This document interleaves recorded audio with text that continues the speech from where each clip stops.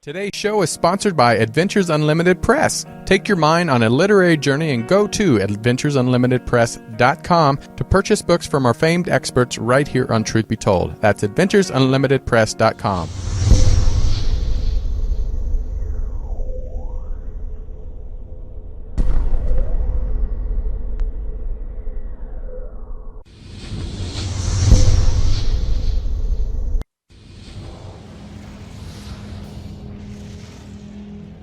What's your thoughts on government cover-ups or covert societies attempting to control humanity?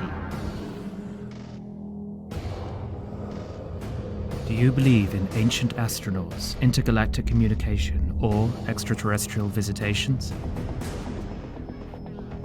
Ever had an experience with disembodied spirits or the paranormal universe? Are these subjects fact or fiction? Each week, Tony and Eddie explore these unbelievable realities and beyond. Exclusively on Truth Be Told. Welcome back to Truth Be Told, where we believe in experience becomes truth. I'm your host, Tony Sweet, and we have in studio the amazing Walt Lusk. Thank you, Tony. You're welcome. From the food we eat, the water we drink, and the air we breathe, everything these days seems to be capable of killing us. This may sound pretty harsh, but this is reality as explained with our guest, Jim Marrs, in his new book, Population Control. Jim lays out a stunning case of the most audacious conspiracy yet. The scheme concocted by a handful of global elitists to reduce the world's population to 500 million by whatever means necessary and make a profit from it. Rules by secrecy, and the trillion-dollar conspiracy pulls no punches exposing this evil but effective plan. He explains how a small group of wealthy and powerful people control virtually every important industry: guns, oil, pharmaceuticals, food, and, of course, the media. That's a fact. In his explosive Population Control, Marrs lays the bare and damning truths corporate owners don't really want you to discover. How they spied on private citizens, intentionally spread disease, and destroyed the planet chasing profits, all to improve the lives of the privileged few while eliminating everyone else. Through all of this, Jim offers citizens a blueprint for fighting back. So please put your hands together for best-selling author Jim Marrs. All right, Jim. How you doing, sir? Well, I'm pretty tolerable, actually. And all things considered, age and condition. Well, you don't look like a day over 25, so I don't believe the age is part of it. Nah, age is a matter of the mind. Okay, if you don't mind, it don't matter. That's right. Well, I'm here with Walt Lusk. Hey, Jim. Pleasure. And, hey, Walt. of course, Dean Ryan and Tracy Fairways in the house. Hi, Mr. Hey, Marrs. Dean, Tracy. So, well, let's get started. I mean, with you, there's so much we can talk about, but we're going to start with your book, Population Control, because, again, we don't want to sound like we're just like, oh, my God, it's Jim Marrs. So, give them the subtitle. There's the bottom line. How corporate owners are killing us. So, That's right. How did you even want to write something like this? Was it just to help? I don't want to write this stuff. Okay, I would like to have a nice, happy, peaceful, loving world. But Right. Unfortunately, that's not the way it is. And way back in the dark ages, back in the days of the old republic, when I was in journalism school in the university, they were telling me I needed to pass the government pronouncements and the corporate press releases and find out what was truly going on and tell that to the public, and fool that I was, I thought that's what I was supposed to be doing, Right. So I spent 30, 40 years in the mainstream media and then finally realized that they had all come under corporate control. There's now literally a handful of multinational corporations with interlocking directorships and ownerships that basically control everything you see and hear. And I'm not just talking about news. I'm talking about entertainment, movies, DVDs, music, book clubs, publishing, newspapers, satellite, cable, even billboards. And it's all in the control of a handful of corporations, and they only want you to know what they want you to know. And the reason that I'm get so adamant about this is because, as the subtitle said, these corporate owners want you dead, okay? And so, folks, it's past politics and it's past philosophical debate. They want you dead. We're talking about now self-defense.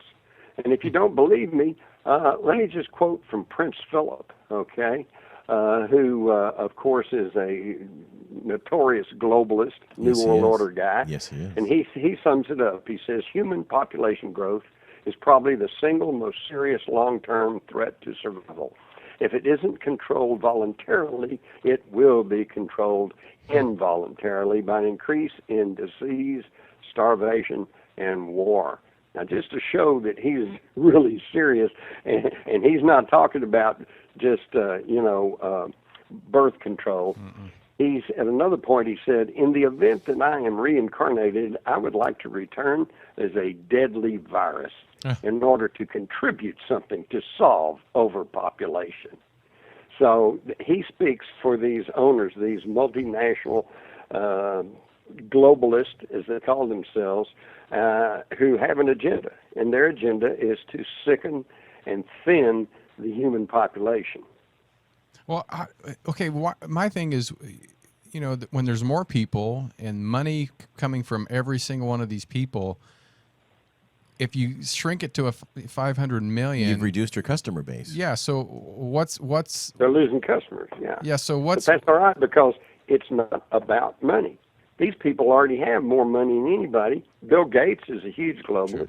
He's always talking about reducing the world's population.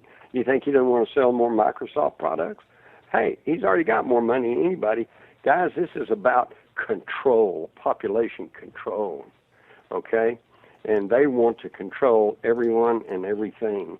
And if you think I'm kidding, we all know, no, we don't. But a lot of people are now concerned over the United Nations program, Agenda 21. Yes.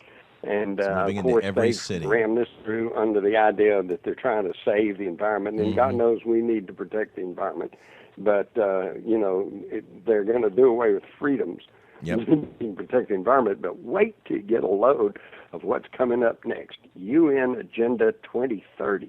And this is what they're going to be talking about later this month when the Pope and Putin and the rest of them come over here for this big get-together at the United Nations. And you haven't heard much about that if you won't, because they're going to try to slip this one in on us with their 17 goals.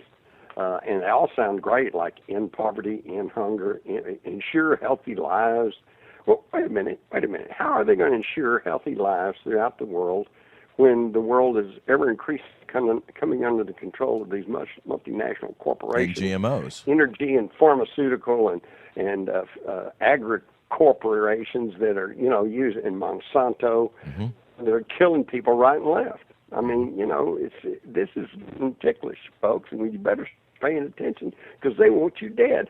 And let me throw this at you. It's all phony, okay? Now, if you live in a big city, as most of us do, and you get stuck in traffic, you probably are perfectly willing to say, there's just too many people in the world. We need to thin some of this out a little bit here.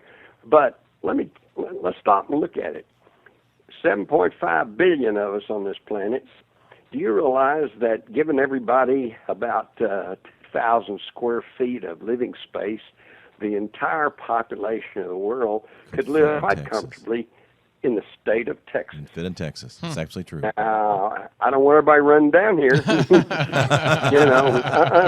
But and then if you want to spread out, give everybody about an acre, the whole population of the world could live probably quite comfortably in Australia.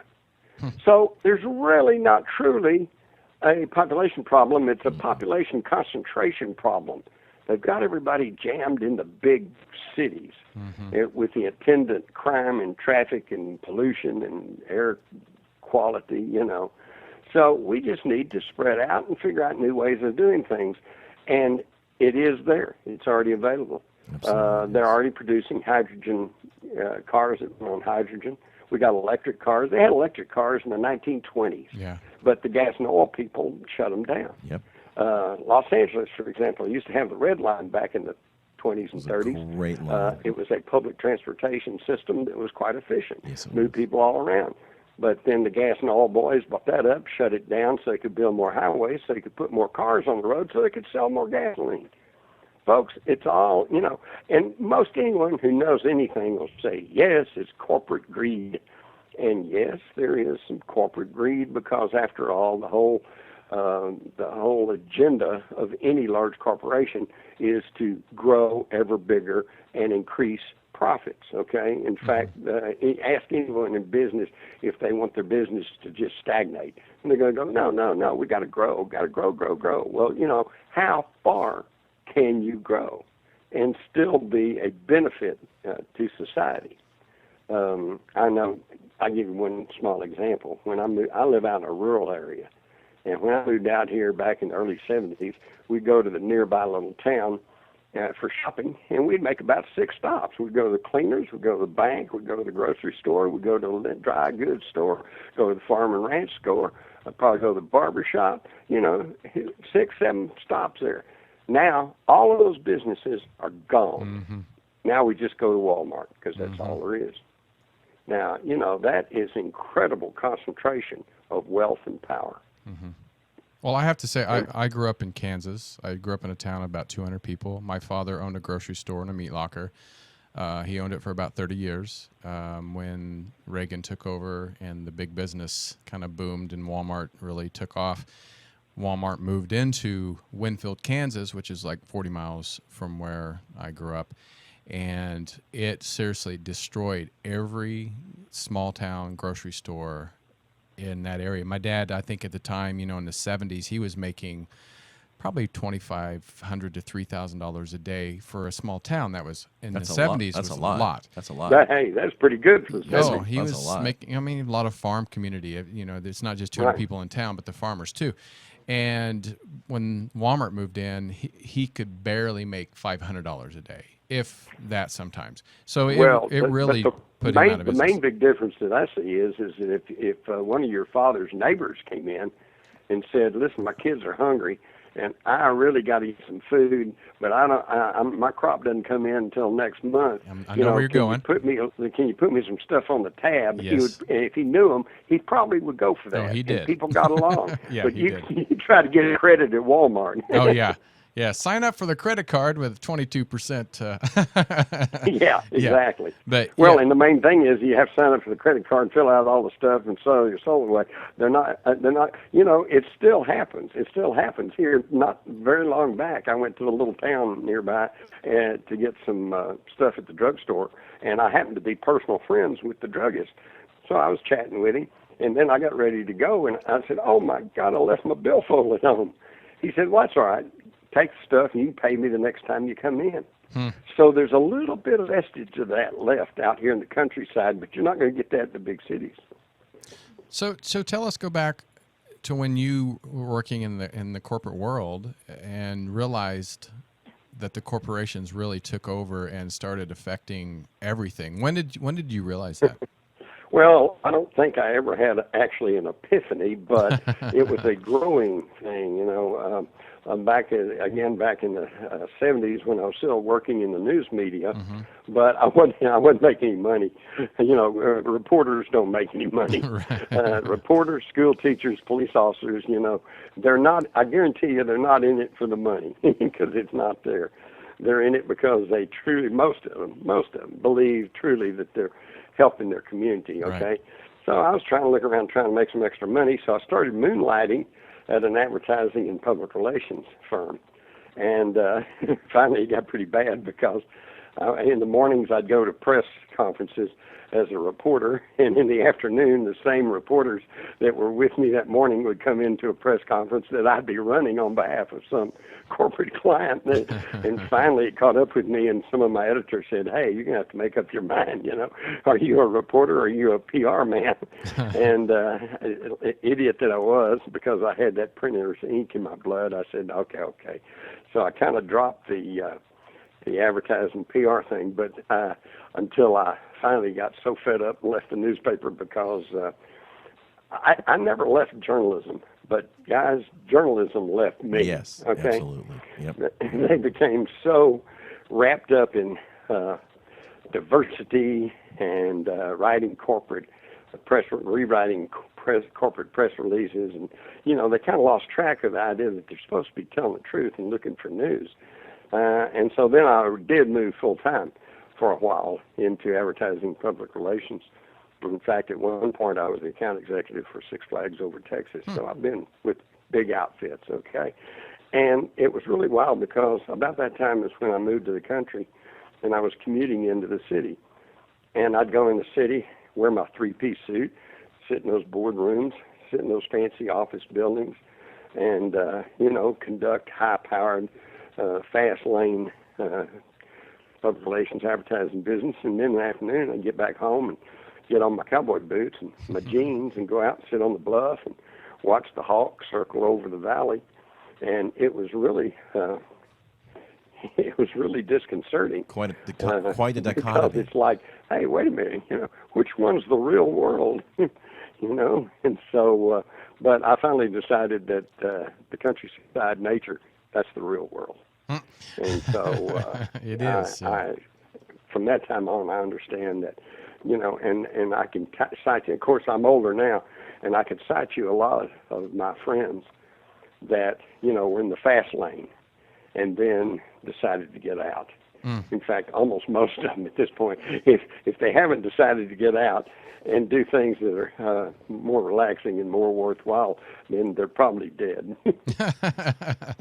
Well, when you slowly grew into knowing that there was something more than what we've been taught and what we've been shown, and how the underlying evil that is out there, and you wrote your first book, what motivated you to do that? I know you said you don't want to write these books, but there's so many people that actually do want to write books and they don't write them. So what motivated you to write them? My first book was Crossfire, The Plot to Kill Kennedy. And it was an immediate hit and hit the New York Times bestseller list for weeks. And then within a couple of months, I got a call from Oliver Stone, and it was one of the books he used to make his JFK. famous Kennedy assassination movie, JFK. Right. Which was a And great movie. the reason I wrote that was quite simply that being here in Texas, I was number one, I was very familiar with Dallas and with what happened on November the 22nd, 1963. In fact, I have a photograph of me dancing with one of Jack Ruby's strippers in his carousel club that was taken just about a month before the Kennedy assassination. So I knew who ran Dallas, and I knew what their thinking was. I knew what the politics were like down here. And subsequently, I have met and talked to almost most of the most important people in the assassination. I spent a lot of time with Lee Harvey Oswald's mother, Marguerite. I've spoken quite extensively with his wife, Marina. I spent a lot of time with Jean de Mohrenschildt. She and her husband, George, were the last known close friends of Lee Harvey Oswald. I knew a lot of the police officials there in Dallas, and knew the funeral home director who buried Oswald. And by the way, said he was there. He told me how the FBI came in the weekend after the assassination, after J. Edgar Hoover had signed a document saying no usable fingerprints were found on the rifle. And he said they came in on Monday morning while they were preparing Oswald for burial, some FBI guys, and they put his dead hand on the rifle. And that night they announced they'd found his fingerprints on the rifle. So, Wow. So I knew what was going on, and I knew all this, and I was in touch with a lot of the early researchers here in Texas, like Gary Shaw and Jack White and Penn Jones, and I knew of the information that they had gathered, and so I just, I felt it was incumbent upon me to write all that down because I was not seeing that information in any of the national media outlets. Are you telling me the magic bullet didn't exist? Oh, it existed, okay, but there's a huge question as to whether or not that bullet that they have photographed and show and that was classified as Exhibit 399 for the Warren Commission. That bullet never passed through anything thicker than water, maybe cotton. Hey, Mr. Mars, this because is in my collection I've got several 6.5 millimeter slugs, the very same ammunition that Oswald supposedly used, and they went through beer cans, a goat carcass, into some dirt, and they are just mangled beyond all recognition. Yeah. Gee, what a surprise. Mission Exhibit 399 was, as they called it, pristine. Wow. Pristine. How can you go through two men, hit a rib bone, hit the distal bone on the wrist, and be pristine? It can't happen. Hey, Jim. But- Jim, can you hear me? Jim, this Yes. is Dean Ryan. I asked you this in person. Of maybe you could share with the audience what it was like actually working on the set with Oliver Stone, creating that masterpiece of JFK. If you could share some of that, some of your experiences making that movie. Oh, well, yeah, there's several things there.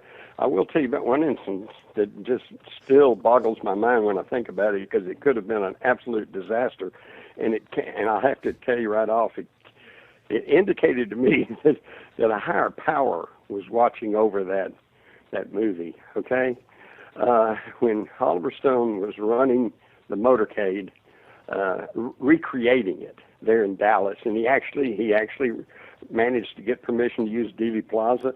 He actually managed to get permission to get in the School Book Depository, although they wouldn't let him on the 6th floor. And the reason for that is they won't let anybody in that window on the 6th floor.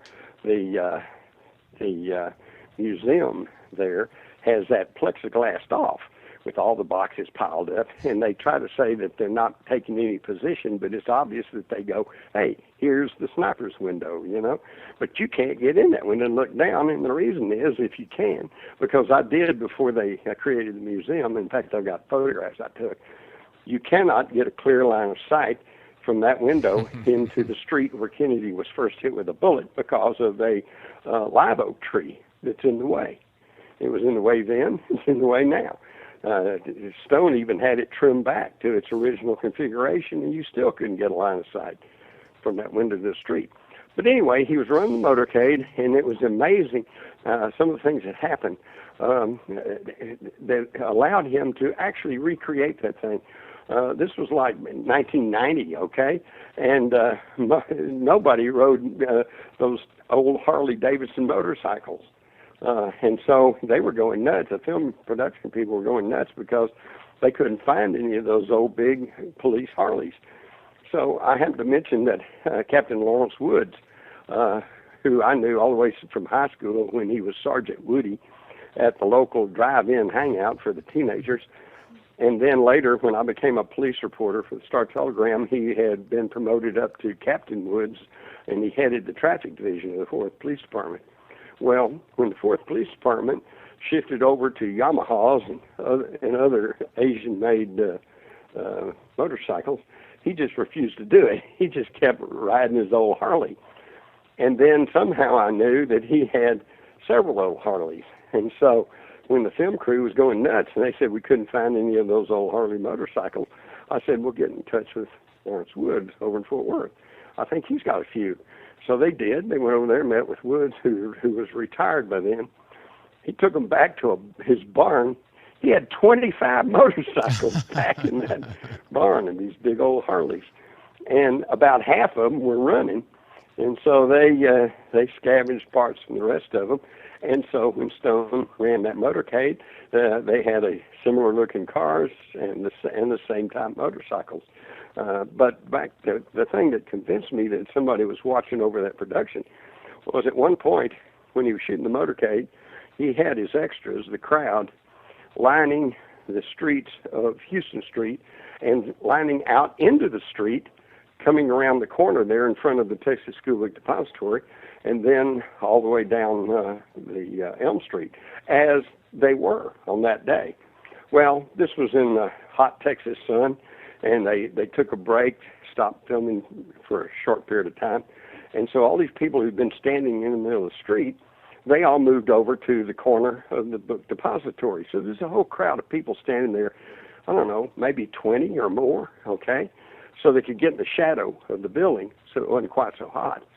Well, I'm across the street just kind of standing there cooling my heels. You know how it is on movie sets, hurry up and wait. And I look up in the 7th floor of the Texas School Book Depository down on the window, where this was the only place that Stone was allowed to use a camera, shooting out that 7th floor window. And he could only do that for a few minutes. So they were up there trying to get this prepared to take a few shots from up there. And they had a huge, big plate glass window that was just one big pane of glass. And as I'm standing there looking, I look up, and this whole pane of glass comes out and pops out of the window frame.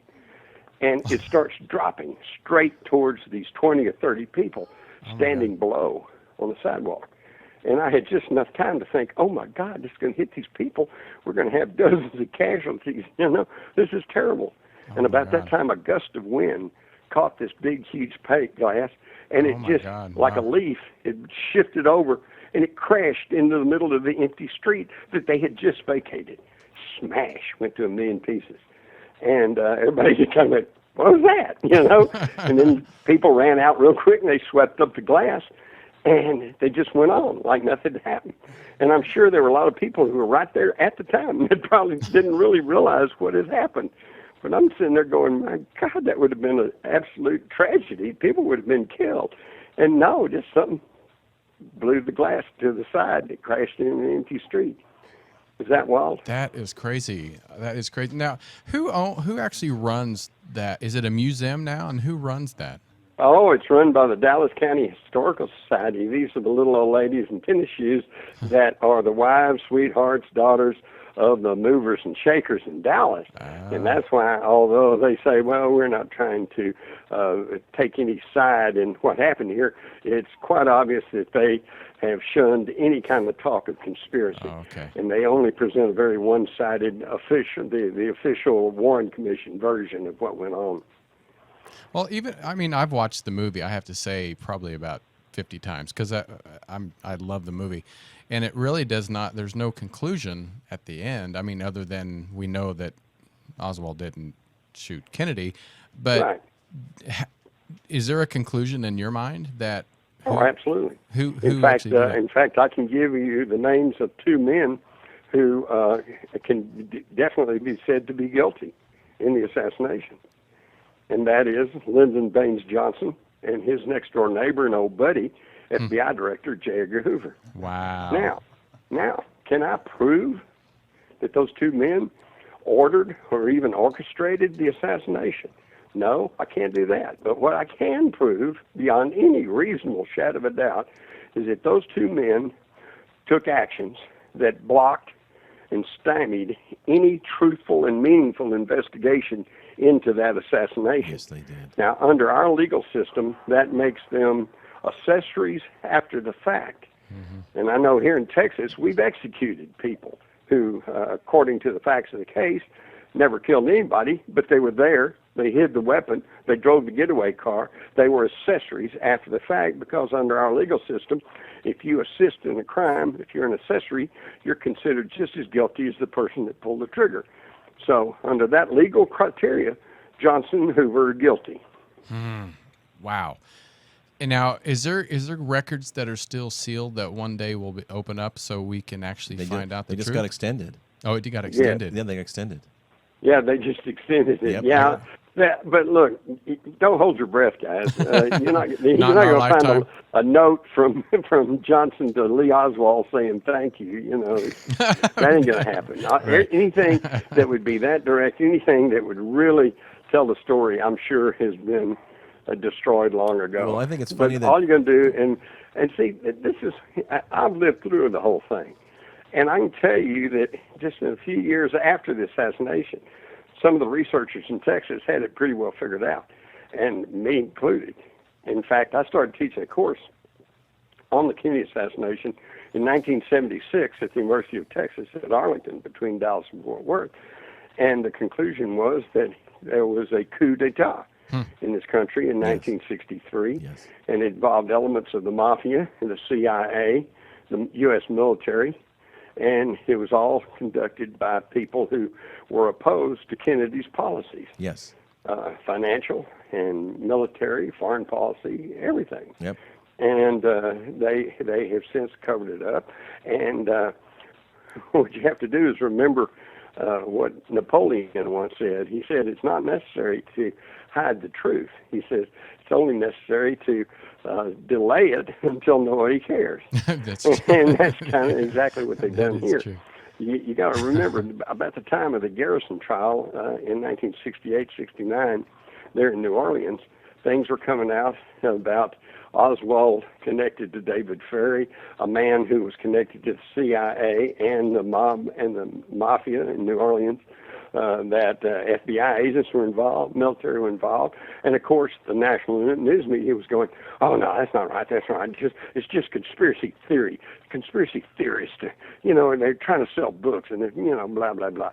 In fact, most of the arguments you've heard probably can be traced back to a CIA document that was sent out to all the agency contacts in the late 60s that said, people around the world even are saying that there was a conspiracy to kill Kennedy, and this reflects badly on the U.S. government, and so you need to block such talk by saying, well, they're just theorists, and they're just making up stuff, and they're just trying to sell a book, and, all the arguments that you've heard all your life.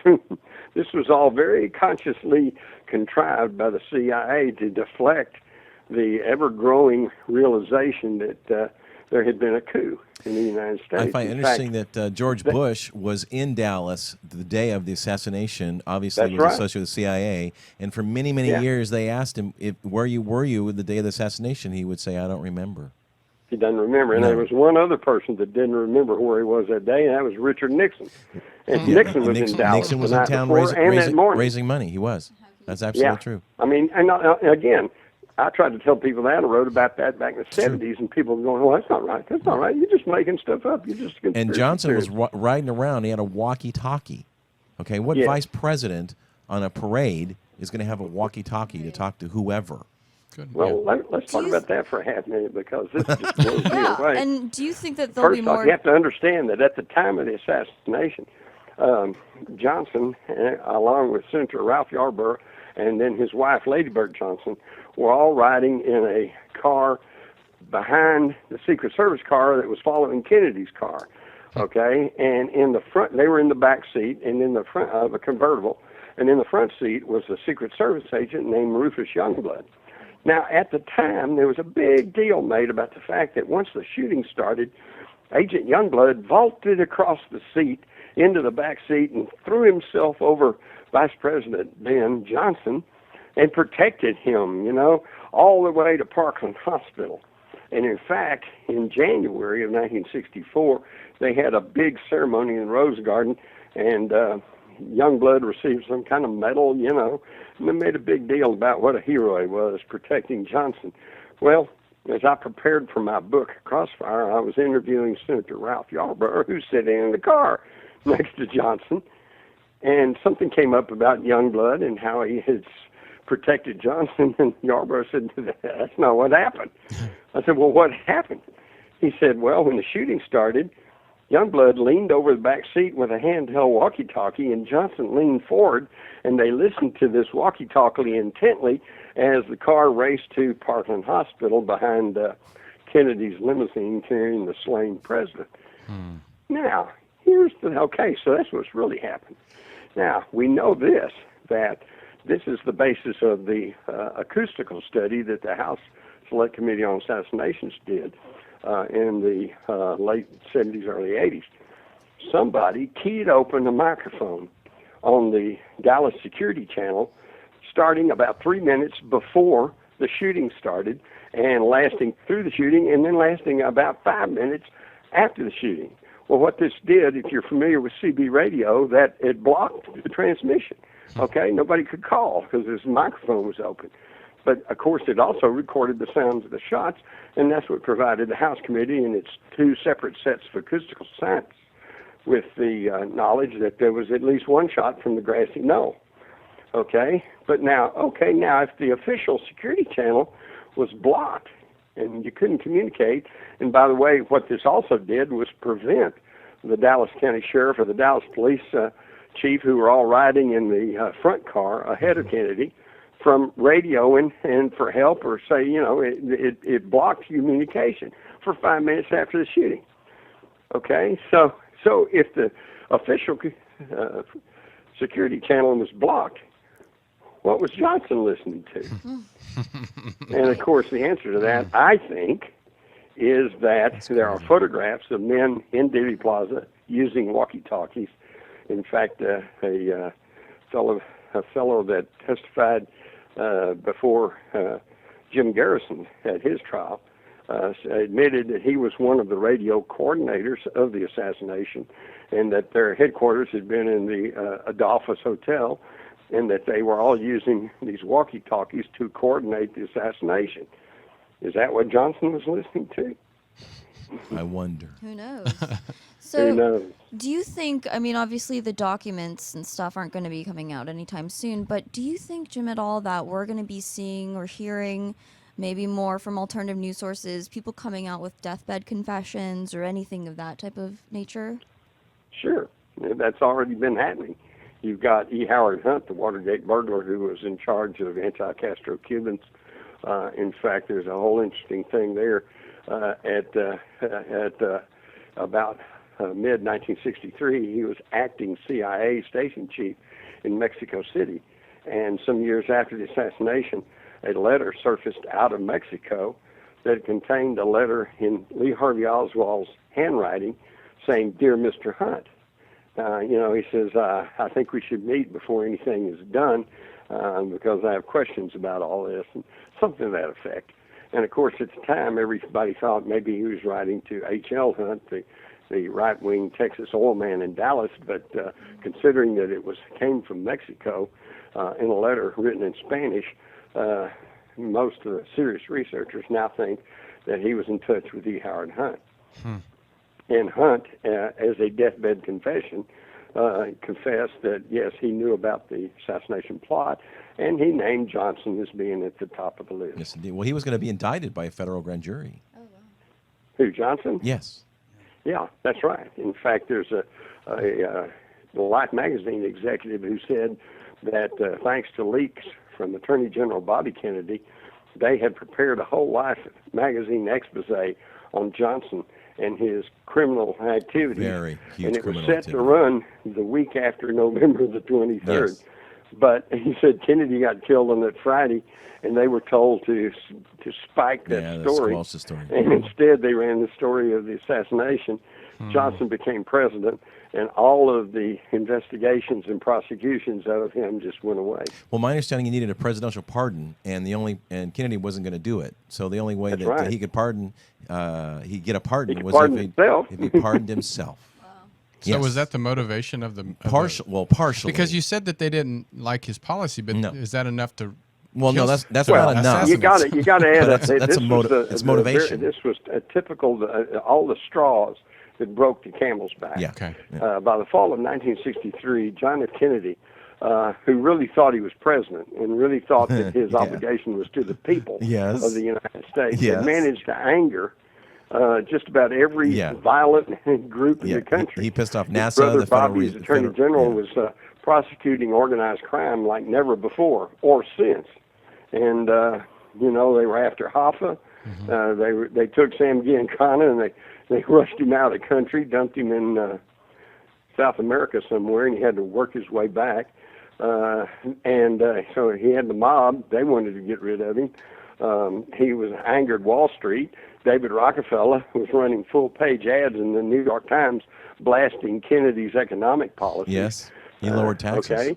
I think the key to it was, there's two of them. One is the fact that in October of 63, Kennedy issued National Security Action Memorandum 263, in which he said he agreed with the McNamara report that said we could pull out of Vietnam completely by the end of 1965.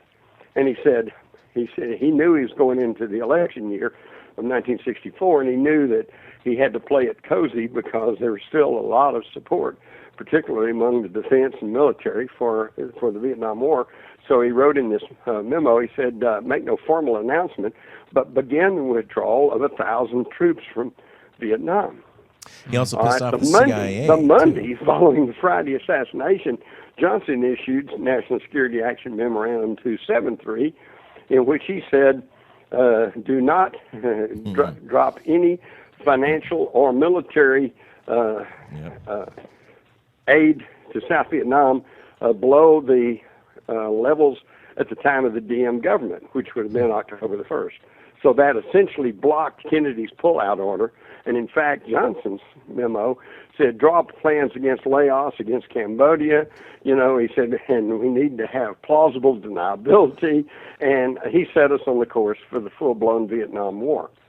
Now, here's what I think is really interesting. Johnson's memorandum, 273, I got from the Johnson Library a rough draft, the first draft, it says, of his memorandum that put us on the way to a total war in Vietnam, and it was written on November the 21st, 1963, the day before Kennedy was killed. Well, he told somebody knew that they were going to totally reverse Kennedy's course in Vietnam the day before he was killed. He told his mistress twice, after tomorrow, we're not going to have Kennedy kick us around anymore. He also pissed off NASA. Madeline Brown, and she was a wonderful gal. I spent a lot of time with her. Wow. He also pissed off NASA because he wanted to go to the moon with the Russians. Yeah. And he pissed off the Federal Reserve. Well, that's another thing. Well. He was getting ready. Okay. Now, one of the biggest secrets, and it's still the biggest secret in this country today, is the UFOs. They're there. They're real. But who are they? What are they? What are they doing? Are they aliens? Or, is it Nazi technology? What is it? Okay. Kennedy, in October of 63, had decided to go into joint space exploration with the Soviet Union. Yes, he did. With Khrushchev. And this has been confirmed by, the Russians. There's no question about that. That's not a conspiracy theory. Khrushchev's son wrote about it, and we have documents out of the Kennedy Library where he's telling the head of NASA, said, we are getting ready to go into the joint space exploration with the Soviets. They would have ended the Cold War back in 1963. And gone to the moon faster. Wow. Okay, now think how many millions were spent on the Cold War. All right? And so he would have put a stop to all that, and all that money might have gone for infrastructure in the United States, for education, to help poor people. Who knows? All right? But now also, at the same time he was advising NASA that we were going into joint space exploration, he sent a letter to the CIA, the head of the CIA, demanding that they turn over all of their files on UFOs to the Kennedy White House. He said, because we're getting ready to go into joint space exploration with the Soviets, and we have to separate the knowns from the unknowns, so that they won't accuse us of using this cooperation in space as a means to spy on them. And so he said, I expect to have all this on my desk no later than February the 1st, 1964. Oops. Now, if the CIA had been forced to follow his orders, and they had turned over all their files on UFOs, we would have known by now, because everybody knows the White House leaks like a sieve. It would have been about to be going public, and that means that by now we would know the truth about UFOs and where they are and what they're doing. That's crazy. What all that's about. But no, see, he gets killed and it all goes quiet, and nobody says anything to this very day. Well, Jim, we have about 6 more minutes, and in that, I can't believe this hour has flown by already. But I want to ask you, let's go back to your book, Population Control, how corporate owners, we ain't even talked about that. I know, are killing us. We're just going to have you back. But we are going to have you back. But I want to know, because what interests me now when we talk about people like Bill Gates and the power of now, how did they even become that type of power? I mean, other than just the technology, but compared to the people back in like the 60s, the Rockefellers, how did the transfer of power get to there hadn't been a transfer of power. So it's all the same stuff, okay? They've been doing what it they did was, see, Kennedy was opening the door to diffusing the power. You know, see, the United States was built on the idea that instead of having a king or a dictator with the power at the centralized government and dribbling down to the people at the bottom, we were created as a democratic republic with the power resting in the people. And then through them to the individual states, and then from the states to a federal government, which only had, like, I think, only two things that they had any power over, and that was to coin and regulate money and provide for the common defense. Everything else is the 10th Amendment. Read the 10th Amendment. Everything that is not specifically given in the federal government is supposed to rest with the states. And hence to the people. But of course, over the past 200 years, especially thanks to Reconstruction and the war between the states, it has all drifted up and we're back to centralized authority.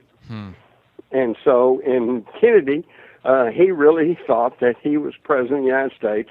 So he was starting to break the power of organized crime. He was starting to break the power of the multinational corporations. He's going to break the power of the military-industrial complex that Eisenhower warned us about. Okay, and he was going to break the power of the banks and the stranglehold over our finances by the very private Federal Reserve System, which is neither federal nor does it have any reserves. And they struck back. And from that point on, we have gravitated more and more into a fascist police state. And when I use the term fascist, let me explain that the word fascism comes from Benito Mussolini, the Italian dictator in World War II, and it comes from his black-shirted fascistas. Okay, but Mussolini himself said that fascism may not be the correct term. He said the more correct term is corporatism. And I believe that's what we have today. The only difference between the United States and Nazi Germany too is that back in the 30s in Italy and Germany, the state gained control over the corporations, and it was that merging of state and corporate power that's the very definition of fascism. And in modern America, the corporations have gained control over the state. Okay, so but the end result's the same. Well, like I said, I wish we had more time. But in your book, Population Control: How Corporate Owners Are Killing Us, you're offering citizens a blueprint for fighting back. In just a few minutes, is there something that you can just kind of elaborate? Just Well, let me point out that Alcoholics Anonymous. Okay, they've got their 12-step program or whatever. But the very first step is, first you have to admit you have a problem, okay? So we have to take off the rose-colored glasses. Read my book. I'm not asking you to believe anything I say, but read it, check out that information, and then check it out for yourself. If you find out I'm telling the truth, then you're going to realize we have a problem, and then I can't tell you what to do about it because I'm not a revolutionary. I'm not running for office. I'm not a preacher. I can barely be responsible for myself, much less somebody else. But find out what's going on, and then spread the word, and then start thinking what you can do to make things right and better. Well, that's a perfect way to end the interview. But we want to invite you back soon. But go to the new talknetwork.com where Jim's going to have his own radio show, and I'm excited, and I cannot wait to hear what more you have to say. The View from Mars. There you go. So what's the title of your show? The View from Mars. Oh, that's it? Oh, nice. I love it. I thought you were just saying it out of, I'm like, okay. No, it's The View from Mars. And you can go. In fact, I kind of picture myself in a satellite orbiting the Earth with thousands of little TV screens, and I'm just watching everything that's going on and searching for intelligent life. Well, keep looking. I don't know. There's not much on this planet. I'll tell you right now. No, so far it's kind of lacking. Well, everybody, this is the legend Jim Marrs. Go to jimmars.com and check him out. Check out talknetwork.com. And starting October 1st, make sure you pick up his books. I'm sure at Amazon, bookstores everywhere. And Jim, it's been an honor to have you on the show. Thank you, Jim. And my website, jimmars.com. And that's 2 R's with Mars. All right. Thank you, sir. We'll talk to you soon. Adios. All right. Thanks. Take care. All right, guys, it's time for us to get out of here, but Another fast hour. Another fast hour, and we want to thank Dean Ryan for setting this up today. It was a joy to have you on and stick around, and Tracy again sticking around and helping us interview this guy. Amazing. Legend. Legend. Legendary. So make sure you can check out this video on YouTube and also all of our podcasts on iTunes, Stitcher, and TuneIn, and then UBN host page. And we want you to stick around for the Char Margolis Show. Yes, she is the world-renowned psychic medium that you do not want to miss right after this on UBN Radio at 6 o'clock right here on Channel 1. All right, take care, guys. We'll see you next week. God bless. Bye-bye.